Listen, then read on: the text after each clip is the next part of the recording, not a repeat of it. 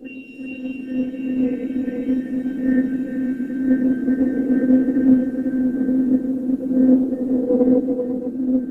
people really want to hear when they come to me for a reading, they want to know and they want to be sure that dead is not dead, and that they can still see them and hear them and be a part of their lives.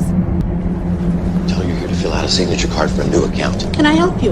Yes, I'm here to fill out a signature card for a new account. And do you know your account number? 926-31043.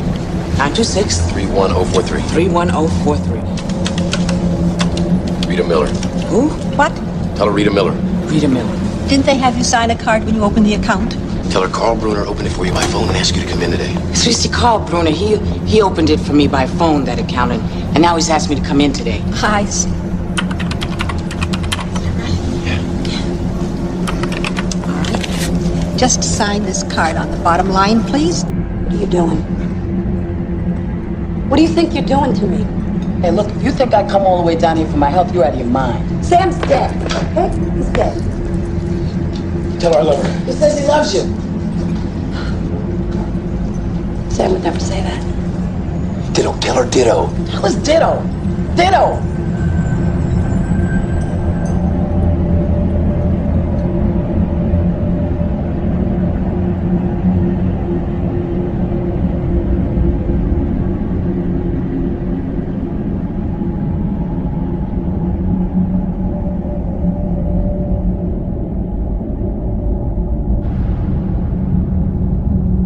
Another name I hear too is Mike. Oh, my son. He's showing me his crossing. Something happened in his lungs, and it's as if he's trying to say at the end he couldn't breathe. Who lost this child that is trying to tell me that they're here? I did. Oh, I'm so sorry, sweetheart. They're showing me that when she left for that side, she was young. I don't think she was even 5 years old. How old was she? Just 2. She's trying to make sure you understand that it was her time to go. And there was nothing you did, and there was no choice that you made, and you are not responsible, and she does not want you to feel guilty. I've heard of mediums in the past, and I've seen some on TV, but I never believed that it was real. And the cancer, was it up in this part of her body? Yes. Because here is where she showed me the cancer's all here. My sister passed away of breast cancer, and she had mentioned early on that she's seen something or felt something within the chest. Right now, she's just counting on you to send her love, tell everybody you've heard from her, and the suffering is over. All right. One other thing, whose name starts with an L? She's telling me she's with her, Louise. The chances of her knowing or even coming close to this person, Louise, which is my cousin. My sister and my cousin were extremely close. That was an experience that I'll never forget for sure. One other name she mentions is May, M-A-E, is there.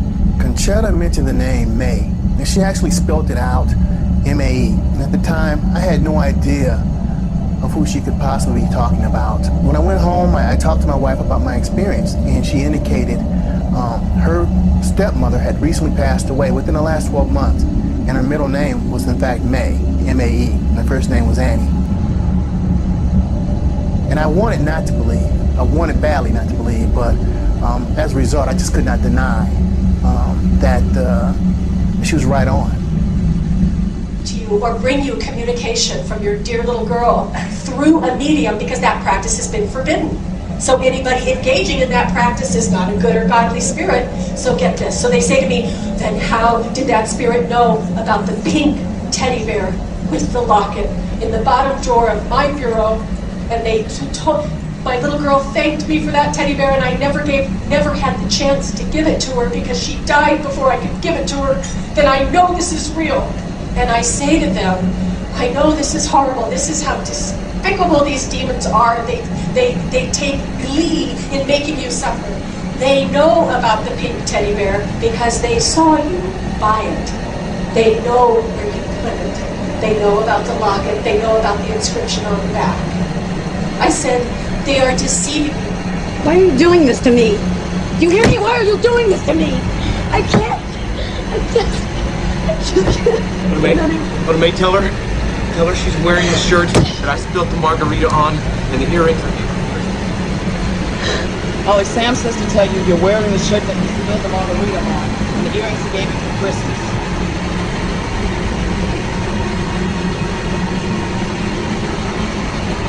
Don't you see I'm not a fake?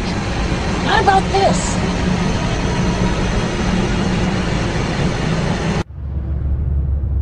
You came up with names a lot of times. Yeah, well, that's them. Well, that's them. Well, that's them. Well, that's them. They came up with names. I get the credit for it, but they're really the ones who are so amazing. Oh, you're amazing. That makes me very happy. But if you walk away with anything today, I don't want you to walk away with saying, I'm amazing. I want you to walk away saying, my family's not dead. And someday we'll all be together again. That's what I want you to walk away with. Oh, thank you. So I got the evening off, and I went out. We went out to that dinner. He told me, "Hey, I got something fantastic to tell you."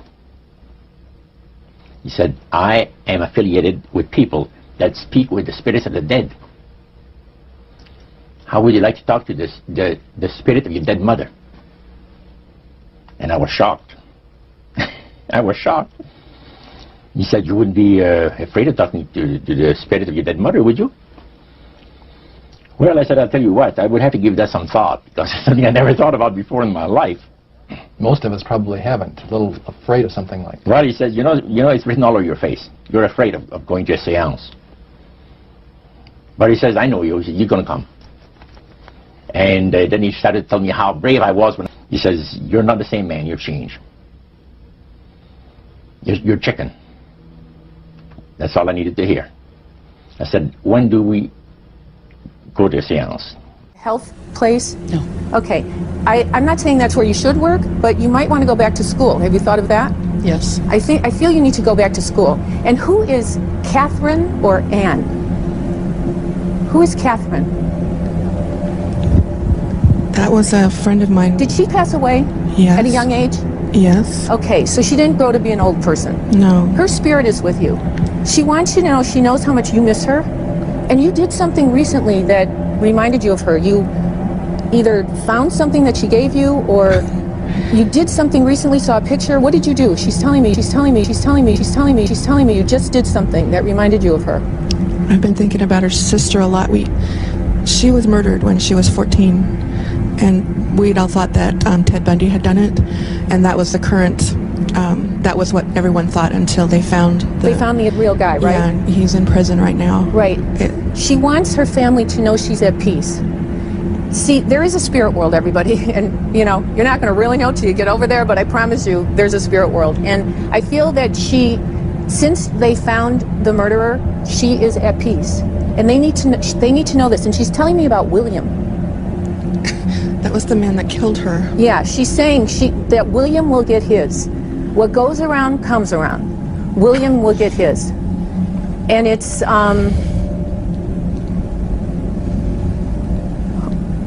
there's a sign. She comes as a sign. Do you see signs and you think, oh, that's her? Did she give you an owl or a bird? Did she give you an owl or a bird? I was in the hospital once when we were 12, and she came to visit me, and I still have a bird she gave you? No, it was a little booklet that she made so people could sign it, and she drew an owl on the front of it. Okay, that is her sign to you. That she wants you to know that she watches over you.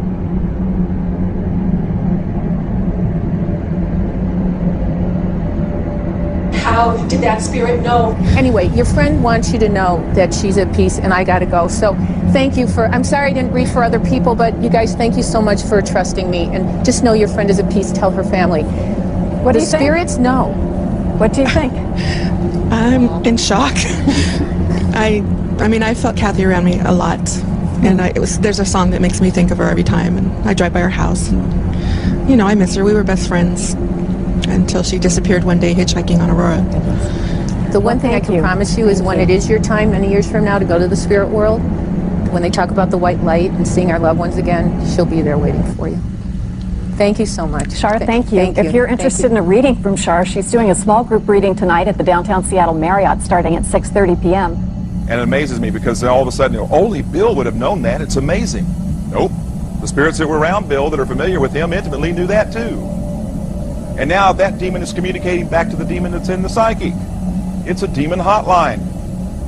Not a psychic hotline. You have two demons communicating back with each other what the other person is doing. Their popular belief of necromancy, is to conjure the spirits of the dead. So you can speak with someone who has died. Like the seance that you originally went to was the practice of necromancy. Now, the priest says that the super deception is brought about in only one way. Through the deceptive belief that man has an immortal soul that lives on after death. And he said that constitutes idolatry through necromancy. So he says there are hundreds of millions of Christians that are practicing idolatry. What do you think? They're glorifying God. See? Because they believe that the soul is immortal. They may not be talking to the supposed spirits of the dead. Contrary to popular belief, necromancy does not consist of conjuring the spirits of the dead. The reason being that man is totally mortal and does not possess an immortal soul. So, who are they talking to? He says, the friendly demon spirits that have always found over the centuries great delight in impersonating apparitions, departed loved ones, and persons of great renown. Necromancy is in reality a belief, a religious belief. People believe that the dead have entered into a higher state of existence than they had when they were alive. Also that they are in a position and have the capacity to help the living here on earth. See? Then he said, this is where things get really interesting. He said, according to the great master, a person does not have to supposedly call upon the spirits of the dead to receive help, you see, to be involved in necromancy. All he needs to do is to believe in life after death. Because he said, necromancy is the belief that man is human, as a human being, as an immortal soul. So anybody that believes that man has an immortal soul is involved in necromancy. It's that simple. By people believing that they are either talking to the saints, see, the spirits of the dead saints, or a dead relative, or a dead person of some type. When people believe in this business, they are actually opening themselves to be completely deceived by demon spirits, because it gives the demon spirits an opportunity to impersonate the dead, see, and for people to believe their lies. And the priest says that thrills first of all, he says it brings the great master the respect and the reverence that is due to his great name. And it makes all the other spirits exceedingly happy, because they are the ones that have worked to lead people to believe in life after death. See? And they rejoice. Your mother is with other people, lots of them, tells me that she's so proud of you. She said something about a car. Did you just get a car? You did. She said, good luck with the car, baby. She saw you there. She's telling me she's in the car. She says something about it having something in it. I'm not quite sure. Do you have something of your mother's in the car that you keep there? Oh, good. That's why she's saying it then, because she says, I see the car, see what you keep in there. And she also says to tell you that when you were born, I don't know if you were the first girl or the twin. Oh, then you came out first? That's why. So you have a twin sister? Yes. And you were the first one to come out? Yes. That's why she's saying it. Anyway, she's telling me she can breathe again. She couldn't breathe at the end. And the fact is that really tortured you, that you could see her struggling like that. And she's saying, tell my daughter that it's paradise. The paradise of God is beautiful. And she's with parents of hers that she loves very, very much. And that you would be happy to know that they're all together. They're all together. And you've kept a box of pretty pieces of jewelry that belong to her that she's really glad that you've kept.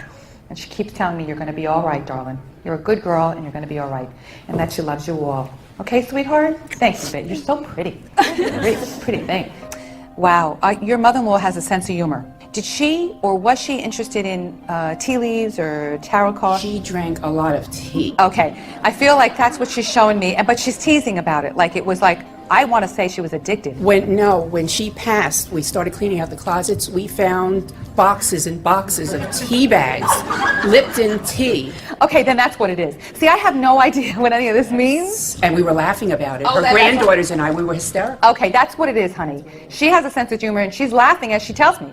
And she said that it would be something that would identify her, so obviously it does, and that turns me on. Did you lose your daughter, love? Your daughter? Yes. Okay.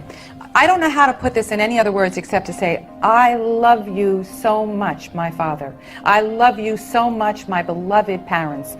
But this was a daddy's girl. There's no question. She was a daddy's girl. And you took care of her every need, every time. Thank you, she's saying. Thank you. I remember. I remember. You're always asking, do you know how much I love you? Do you know how much I love you? Daddy loves you. She says, Daddy, I know. I know. And she keeps telling me to answer that question for you, because when you're alone, you ask her all the time. She tells me that you just recently moved some photographs around. She saw you moving some photographs. She saw you standing there, and you were standing there lingering, looking at the pictures. It was of great joy to her because she was speaking to you in your subconscious. The two of you are wonderful parents. Please remember that always. There was nothing more you could have done. They want you to know that. She also says that there's something about it looks like a cruise. Are you both going on a cruise, or are you doing something by the boats, or? Yeah, we have a family cruise every 5 years. Okay. And we didn't want to go this year because of the car, and she wants us to go. Oh my. No, she wants you to go. Please. She knows that. She mentions the cruise. It's very important that I tell you to go. She wants you to know that she's with you, and she's very proud of her friends and her family, all of you. Please says to tell her mother, Mom, there's pieces of jewelry you kept of hers that she knows that you treasure. I feel like when she shows this to me, it's either in your pocketbook or you have something here with you that you brought, and she says it's in there. Tell my mother I know. I saw her put it in there. Do you know what she's talking about? I have her jewelry and something, her cat. In your pocketbook. Yeah. Now, very good. Please tell you no, she knows you put it in there, and you said, if this woman tells me this is in here, I'll believe it. If she doesn't tell me, I won't believe her. So, Mom, I'm supposed to tell you, don't believe me, believe your daughter, because that's more important. Thank you. You're welcome, sir, I assure you. All right, there's somebody trying to tell me something here about a boy that committed suicide. Who is it? Oh, God, they want me not to let you leave. Somebody's telling me something about somebody. They think they committed suicide, it was an accident. And that, or they tell me they're sorry about it. It's real strong, and I'm standing over here. Do you know who it is? My father took his life. Your father took his own life? It's very possible it's him, honey. I'm sorry.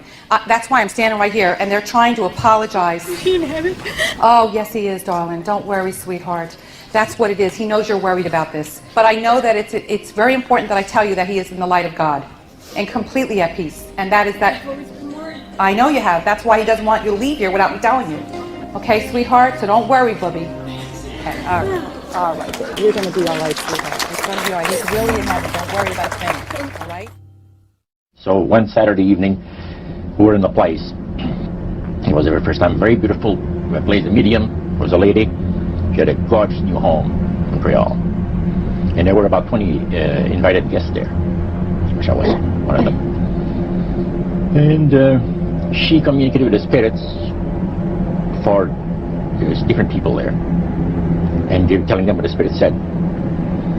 And then there was one lady that had been talking almost continually before the seance started, and she didn't believe in the dead appearing and all of this and all that, and she said, well, I would have to see my dead sister, she says, to believe it.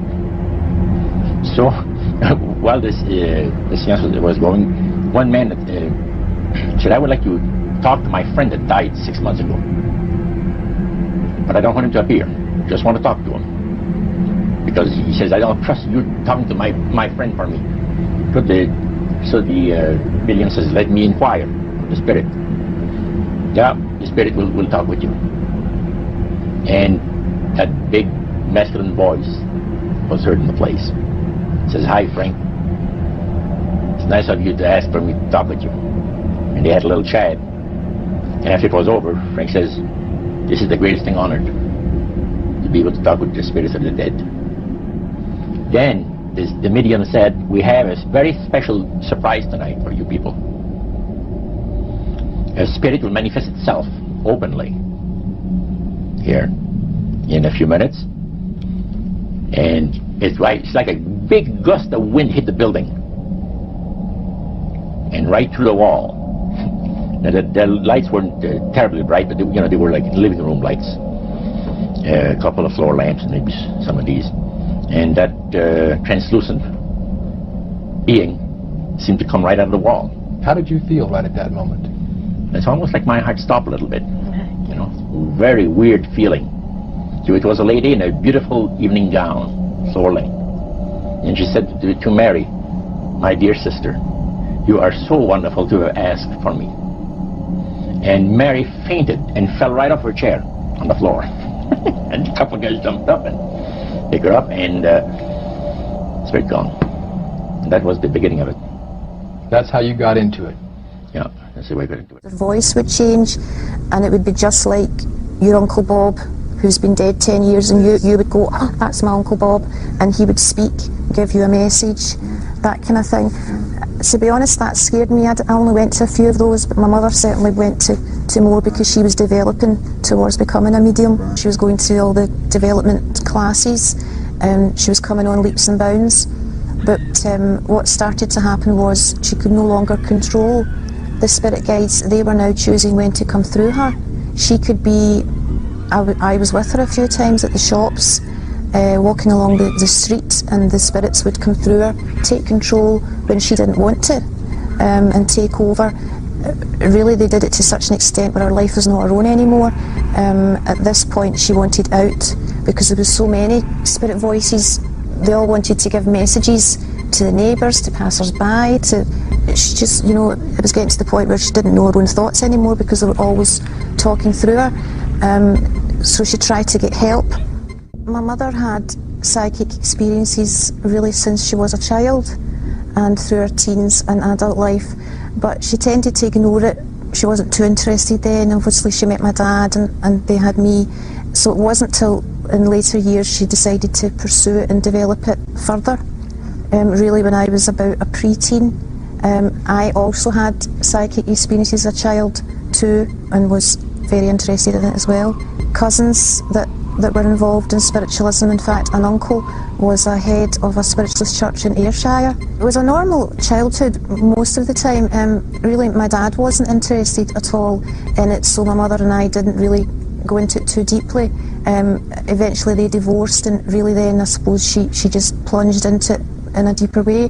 But certainly as a child, there were several psychic experiences, dreams, that kind of a thing that my mother and I had. So throughout my childhood there were a few, but it didn't develop until later childhood.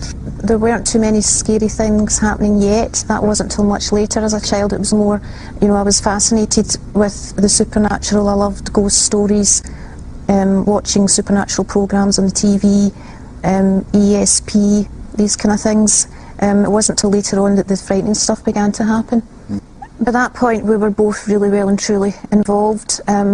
As a pre-teen, my mother had already joined a spiritualist church, and I joined it too, and we went every week, a couple of times a week.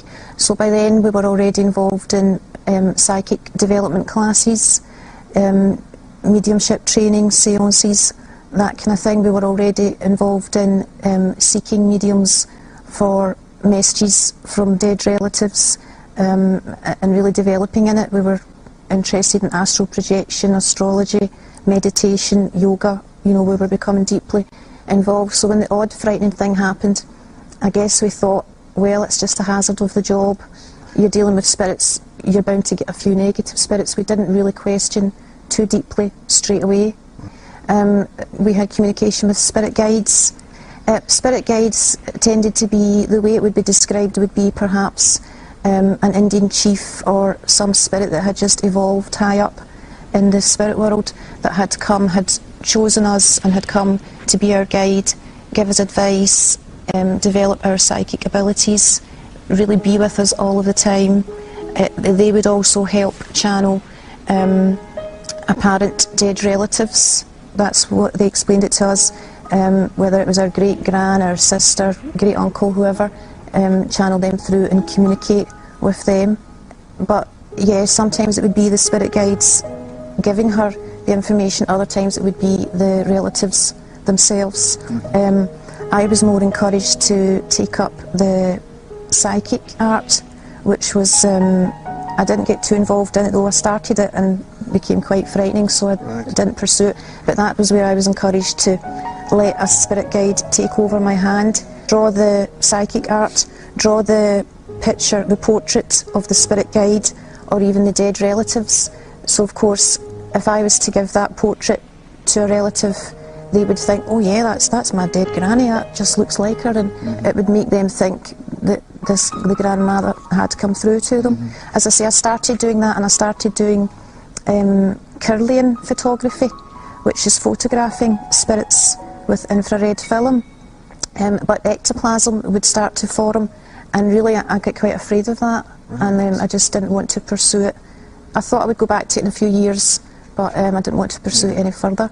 My mother was much more involved than I was. I was a pre-teen, so I was more involved in going out with friends and that kind of thing, but she delved right into it. She would allow spirit guides to take over her hand, and she would write screeds and pages of so-called sacred writings. A good friend at the time, she was a Catholic girl, and she told me the Bible said you shouldn't do that. And I asked her, well, why? But she didn't really know why. She just said you shouldn't do it. The spiritualists just assumed, well, Christians are kind of narrow-minded. The Bible, they didn't really believe in it. And some Christian spiritualists even said, well, they sometimes spoke to Jesus, that he was just a psychic, he was just a medium, and they sometimes channeled through Jesus, and it was all kind of mixed up. So at that point, I thought the spirit guides were truly who they claimed to be, and the dead relatives were truly who they claimed to be. As I say, if a poltergeist activity did occur, spiritualists would explain that in the sense of, well, sometimes you do get a mischievous spirit that manages to get through and that kind of thing. Hi guys, happy Halloween. We're going to try this again. Didn't work out too well last time. I hope you like this. If you didn't see what happened last time, I'll annotate up there somewhere. 1, 2, 3.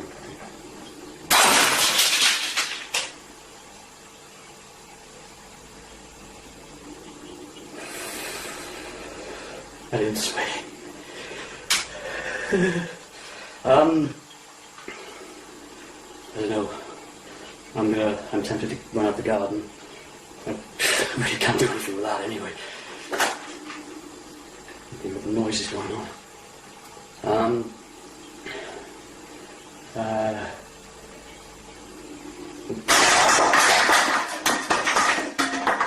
Alright, that's pretty much garden time. The power of Christ compels ye.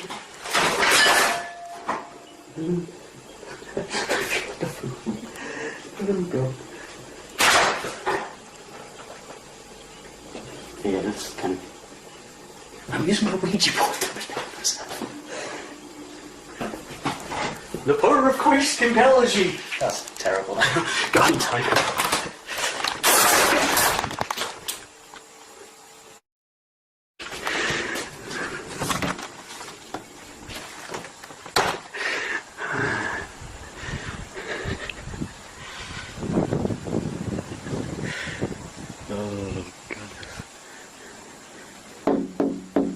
That's me knocking.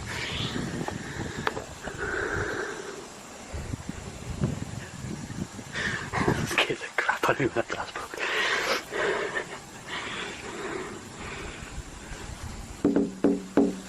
Can I come in? The EMF meter as well, that'd be interesting to see what happens with that. Oh, obviously not done. I wonder which way it was moving it to. Where's the board? Oh, that would have been a no from what I was saying.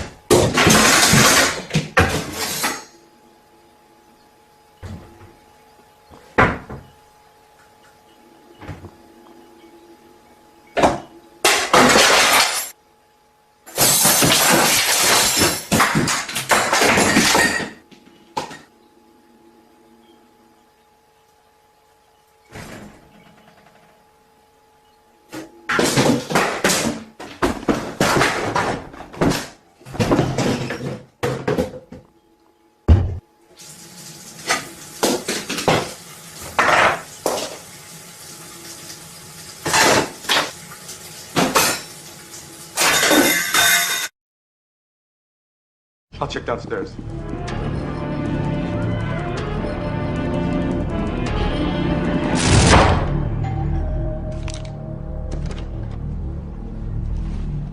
Call.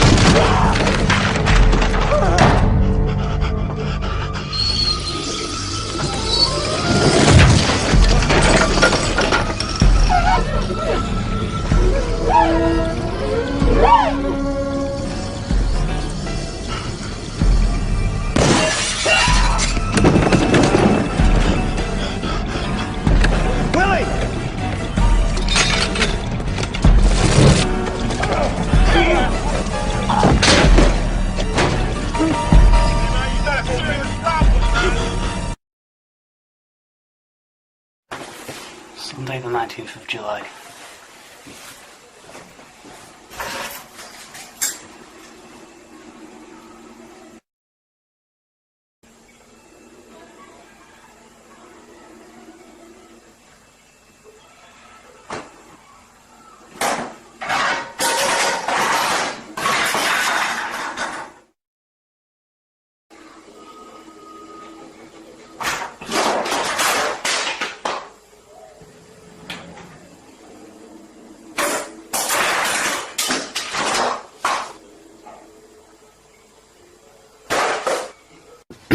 I'm in my greenhouse now, just great.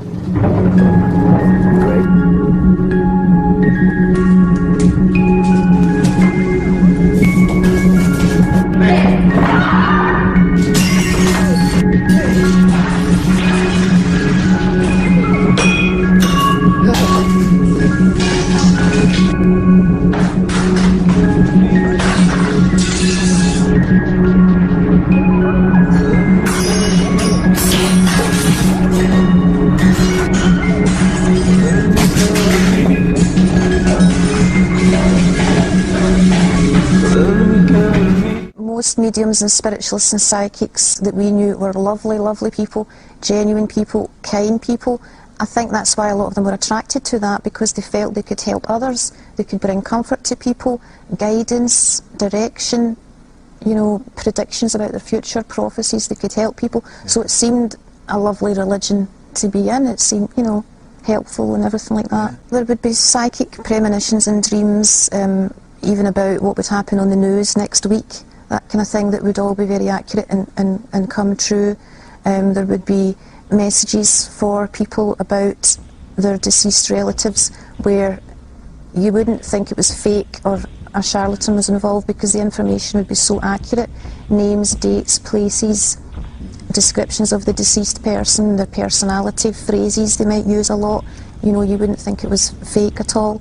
And we started to also, around about this time, heard rumours of lots of other psychics who were going through the same thing, even mediums who were trained, who were having this problem or having poltergeist activity in their house, and they weren't able to cleanse it or to control it. So that we started to get disillusioned with it then. So we thought, why now have our spirit guides turned against us? They attacked my mother, they threw her about the house. I was talking about shopping. Several times she was picked up and thrown over cars, over the bonnets of cars, that type of thing. The dead relatives, like apparently my grandmother and that kind of thing, had always been kind and given advice. Suddenly they turned against us and would shout obscenities at us. So it was confusing as to why is this happening, and is there another power actually behind? They're not really our relatives after all, or our spirit guides after all. Really because of what was happening in the house. My mother was losing control, the spirit guides were harassing her so much. Sometimes they would force her into a trance. Once the kitchen went on fire and she didn't realise it had happened. The whole kitchen was up in flames because they had took her away in a trance, and she didn't know, she just didn't know what was happening. So that's what made me question it. I stopped going to the spiritualist church then, although I actually still believed in it because it's all I ever knew. Eventually I went to university. I was in second year studying psychology, and a lady, a Christian, came alongside me. We became friends, and by this point my mother was taken and put into the psychiatric ward because the spirit guides were telling her to kill neighbours and kill people.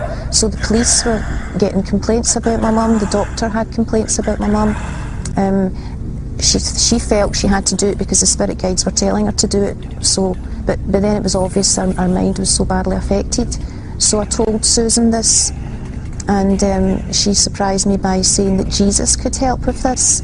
Well, I hadn't read the Bible before, so I wasn't very sure at first whether or not to believe her. But she explained that she went to a Pentecostal church where some of the members had been involved in spiritualism before, or psychic phenomena before, and they had had horrible experiences too, whether poltergeists or similar experiences. But once they became a Christian and asked Jesus into their heart, Jesus had cleansed their house where mediums before had failed to. cleanse their house. So that was beginning to make sense to me. The more she said Jesus could cleanse your house, well, my mother's house was still haunted. My flat still was not so clear. So I went along because a prophet was there. But obviously I heard the gospel and I heard about Jesus, and for the first time I thought, gosh, you know, this could be real, and I hadn't really considered before that it was real. That the presence of God was there and touched me for the first time. Well, that night I went home and I hadn't really looked at a Bible before, but strangely enough, that day before we went to the church, I had a Bible ready to take to a charity shop. So it was sitting at the front door, but as soon as I got in, I opened the Bible. And I was starting to get a bit confused because I thought, well, maybe Jesus is just a psychic. Maybe it's all just psychic phenomena. You know, is he really the Son of God? I was kind of a bit frightened as well that night with the spirits because I sensed they weren't pleased I had been there to the Christian church. So I prayed and I asked God, if Jesus is real and if he is the Saviour, will you please show me what to do and what should I do about spiritualism? I had a verse that was basically get out of spiritualism, which really did give me a fright because I suddenly realised what I had been involved in. And over the next couple of days, a few more scriptures came to light and really explained it all to me. Deuteronomy chapter 18 verse 10, let no one be found among you who practices divination or sorcery, interprets omens, engages in witchcraft or casts spells, or who is a medium or a spiritist, or who consults the dead. And it goes on to say these things are an abomination to God.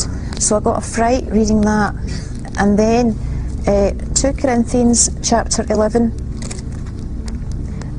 For such men are false prophets, and no wonder, for Satan himself masquerades as an angel of light. It is not surprising then if his servants masquerade as servants of righteousness. And I realised the spirit guides were not benevolent spirits, and the so-called dead relatives were not our dead relatives, because they did turn against us, they became evil. And it made sense, well, no wonder they suddenly turned against us and attacked us, because spirits can impersonate any person who ever lived. They were masquerading as our relatives and pretending to be them, just they were imposters, basically. Everything involved in the occult, I burned it, or destroyed it in other ways and just repented of it. Obviously needed to ask Christ to forgive me for that, cleanse me for that, have deliverance ministry for it, just have the whole past wiped out. It was easy to throw everything out and destroy everything, because when you suddenly realise these spirits are demons and evil spirits, you don't want anything to do with it. So it was easy to clear everything out, but the thought processes, the memories, the deliverance was more of a process, and that doesn't happen overnight. But with Christ you do walk through that, and he does lead you through that. If anyone has dabbled in these things, you really do need specific prayer for that to be totally set free from it. Absolutely. I think it'd be quite difficult to continue your Christian life without having that all dealt with and totally be set free from it, to really be able to grow and mature as a Christian. Mike Mandel is a Canadian entertainer and lecturer. For many years he was involved in various aspects of the occult, including spirit mediumship. Dozens of entities would speak through him on an ongoing basis. I became involved in what is now known as channeling in the late 1960s.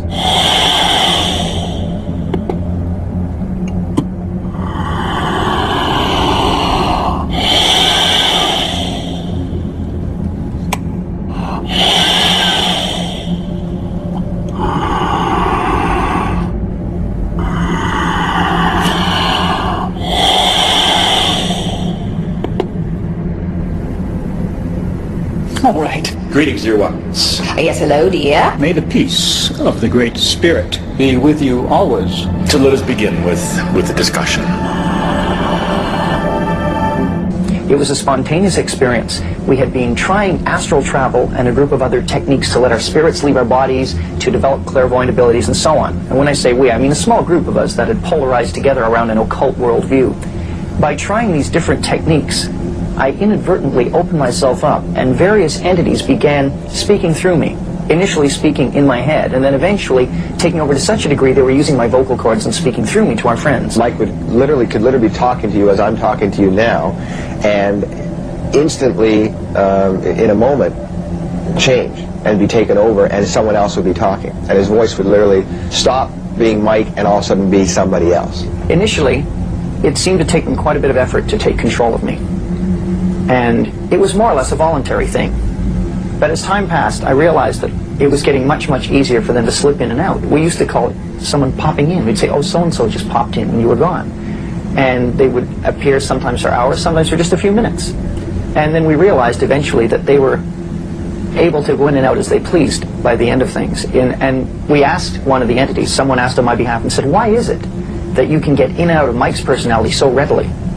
And they said something to the effect of, all human beings have a door that will keep other spirit beings out. And in most people's cases, the door is locked and barred and stapled shut and roped shut and sealed. And they said in my case, it was virtually hanging off the hinges. The first time I ever talked to Tobias was on an airplane in 1997, and I wasn't particularly spiritual or metaphysical.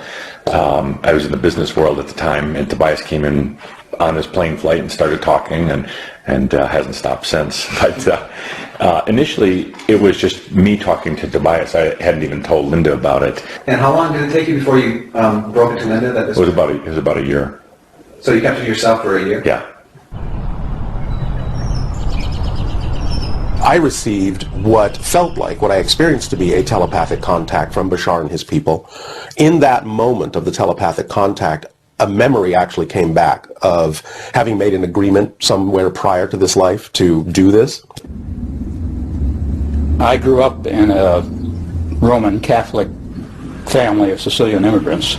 Most of them, even today, after I've been channeling Joseph for 15 years, don't know what I do. They have some idea, because I don't talk about it to them, and they don't ask me. They know I do something weird. I was very lucky. I had a lot of support. My friends were very accepting. And that's one thing that I've always been really open about. I didn't really hide it, even from employers, you know. And I've always felt it was really important for me to be honest about that because I saw how it impacted people.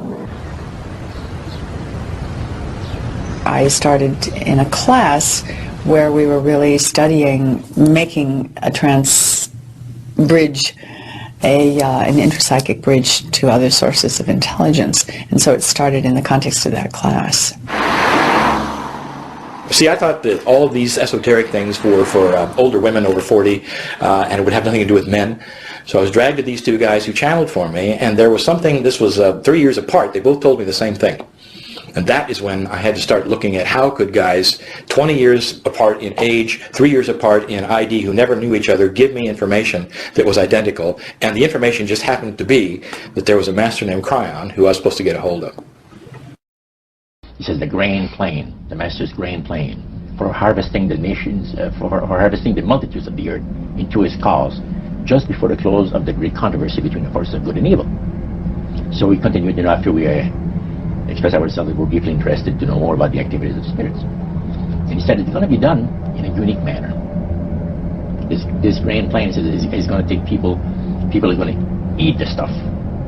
Because he says demon spirits will declare themselves to be inhabitants of far distant planets and galaxies that are coming to warn the inhabitants of planet Earth of the impending destruction of the planet, unless something seriously proper is done to avoid it. Due to the fact that the millions of the Earth people believe in people having an immortal soul, this is readily accepted. When the spirits will, through a trance medium, converse with influential people of the light. Now, what is a trance medium? It's a channeler today. What is known today as a channeler? Channeler, okay. Shirley MacLaine's experience of getting involved with spiritism and with the inhabitants of far distant planets in the galaxies, I taped the whole thing in 3 hours. And you were hearing the fulfillment of what this high priest had said 45 years ago. Yeah, exactly. So he went on explaining about the fact that the spirits will show themselves willing to give valuable guidance that will not only help people avoid the destruction of the planet, but it would cause them to enter into a higher state of existence. For instance, he said the spirits will promise which is a big word, promise, that if their recommendations are followed carefully, they will usher in a glorious new age of peace and prosperity. And there'll be, well, there'll be no more wars. See? There'll be no more famines. There'll be no more people getting unhappy with one another. Neighbors will love neighbor, and social unrest will not take place no more. An arrangement, so to speak, was made prior to the physical life of the channel within what you would call the oversoul of the channel, of which I am also a part. We are part of the same soul. You might refer to me as the channel's future self, and incarnationally speaking, I would look at the channel as my past self, just to put it in linear terms. We are not happy with the way that things exist currently in our reality. All right, we are from what you would perceive to be the future, and we have come back to our past so that we may learn, all right, and so that we may assist the planet, because what's going on now is going to impact the entire universe. Well, we would prefer that you ask us, if you like. There's nothing in particular we would like to say, except that we're here, and it's very, very pleasant to be here. It's a delight. It's part of sharing, with the big S, if you might say. The archetype of sharing is something we enjoy embodying. I've had many, many lifetimes on Earth. I have deep love and compassion for humans because I remember what it was like to go through the things that humans are going through now. I remember the challenge in particular, the challenge of knowing at some deep level that you are a spiritual being. Our goal is simply to help people live a more joyful, abundant life. And whatever it takes to achieve that, we're willing to do. So that, in a nutshell, if you will, is our work. You sit in the energy of a great shift. Many of you are feeling it. Maybe that's why you're watching this now. Maybe there's something that's happened in your life that would allow you for a moment just to open your mind and look inside something you always thought was untenable before, only reserved for those on the lunatic fringe before. And here you find instead wisdom pouring out. Perhaps you'll even feel the love of God pouring out. There's a lot of things that are being transmuted and altered at this time. All right? You're finding some things out about some of your religious leaders. You're finding some things out about religion that just isn't holding true to you. It's not ringing true to you anymore. What we want to tell you this is that there is so much here that is hiding. But you must feel it. There has been such a shift in these last years, especially in the last 20 or so. You're remembering who and what you are, and it doesn't need an intermediary. This changeover from the old religious system that so many of you are familiar with is difficult, very difficult, because it holds on tightly. Those who have such a strong concept of God as some higher authority and is the only creator, they want to hang on to that dearly. They fear letting God go, their old God, you see, because they are so out of touch with themselves they can't possibly even contemplate what it's like to have to go inside. They claimed to be distinctive entities. In other words, if they had a name, they would say their name. If they had a purpose or a distinctive, they would tell you that in many cases. But the range would range from very what we call low-level life forms that really didn't seem to have any purpose except to be pranksters, that sort of thing, on up to through the sort of human range, right on up to the what you call ascended masters, the wise, benevolent, powerful type entities, and the antithesis of that, the evil, powerful, intelligent entities as well. They claim to be ascended masters, highly advanced spirit beings, even on other planets, people on various astral planes who had reincarnated and then gone on to perfection, Tibetan Buddhists, people from the past. I mean, there was an entire realm of things that they called themselves. However, the common thread was they were all spiritually pure and were contacting our little group specifically to help us evolve spiritually. There's no question in my mind now that they were demon spirits. Warder often witnessed strange occurrences. He feared the darker controlling entities, one of whom regularly threatened him with knives. Still, who was fascinated by the spirit's powers. One evening when I was over at Mike's place, we were just sitting talking when all of a sudden one of the entities popped in and became visibly angry with, I think, primarily myself, and began ranting and raving. I can't remember the exact words he was saying, but he got up and sort of stormed off into the kitchen. My habit being to always follow Mike into the kitchen or anywhere where there were knives present, and so I just followed, but I was very concerned with what was going on. As I got to the doorway of the kitchen, Mike, quote, Mike was standing and had picked up 2 Coke bottles off the counter, 2 26-ounce Coke bottles, and held them both out in front of him and crushed them simultaneously, one in each hand. Then, unfortunately, Mike, the entity left, and Mike was not able to come back right away, and in that delay time, Mike fell forward into the broken glass, cutting his, I don't know if his hands were cut at that moment or when he actually crushed the bottles, but they were cut fairly badly. He was obviously in shock when he came back. I got him up, moved to the couch in the living room, and again he was taken over, this time by another entity which seemed much gentler and more benevolent, and held out his hands in a very almost pathetic sort of way and said, "Do the wounds on my hands seem familiar to you?" And now we had an entity who was claiming to be or imitating Christ. Then I would have believed entirely that they were higher beings, a higher spiritual order of beings. I wouldn't have believed in demons. I didn't think they existed. I thought they were an invention of the Christian church. In retrospect now, I can see back with horrible clarity that they were malevolent, created, demonic spirits intent on our destruction. In my own case, I recall that some of the entities we had to deal with were overtly violent, almost psychotic. And the others were pure and altruistic, and all they wanted to do was help us, and they would warn us about things that the nasty entities were doing, and they would give us teaching and methods of developing ourselves and so on. In retrospect, I'd like to say that all the entities were equally evil. It was the clever way it was presented by showing this group as overtly evil that made us more ready to accept these guys as the good guys. In reality, they were all in it together. In evaluating the situation, the reason they appeared to be good or evil was to create a contrast and also to create further deception. You know, it was obviously that the whole thing was an incredible deception, but it would have had no credibility if it was obvious as a deception.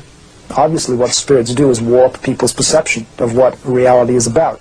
And I think one of the difficult things is that you are really dealing with people who are being duped, is the best word I could say, and in that handing over of themselves to this power, in that handing over, they're going to see that as good stuff and not see that they are moving towards some very destructive things for themselves and for others.